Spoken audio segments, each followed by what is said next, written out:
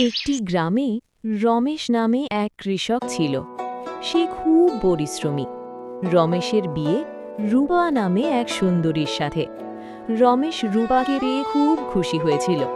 তাদের বিয়ের দুদিন পর যখন তারা একসাথে খেতে বসে, রমেশ দেখে রূপা এক দু দানা ভাত খাচ্ছে।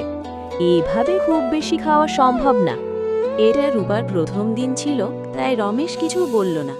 কিন্তু একই জিনিস বারবার দেখে রমেশ জিজ্ঞাসা করল, কি ব্যাপার, তুমি এভাবে কেন খাচ্ছ? এইভাবে খুব বেশি খাওয়া সম্ভব নয়।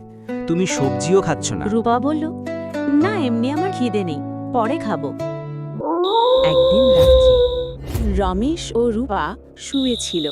হঠাৎ রূপা বিছানা থেকে নেমে বাইরে চলে আসে।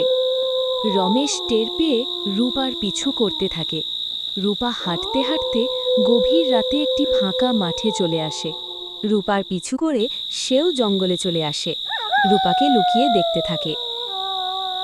রূপা একটি ডাইনি রূপে পরিবর্তিত হয় আর ভয়ঙ্কর হাসি হাসতে থাকে। আমি এই গ্রামের কে নিস্তার দেব না। এই গ্রামকে পুরো মানবহীন করে দেব। রমেশ এইসব দেখে ভয়ে তার নাজেহাল হল। রমেশ সেই জঙ্গল থেকে ভয়ে ভয়ে দৌড়ে বাড়ি চলে আসে।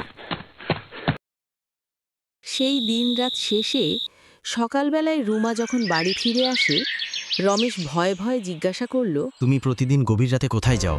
আজকে তোমার সব কাণ্ড আমি দেখে নিয়েছি। তুমি একটি ডাইনি। ও, তুই দেখে নিয়েছিস? তাহলে তো আর মানুষ রাখা যাবে না। যা যা, তোকে ব্যাং বানিয়ে দিব, যেন তুই কাউকে বলতে না পারিস।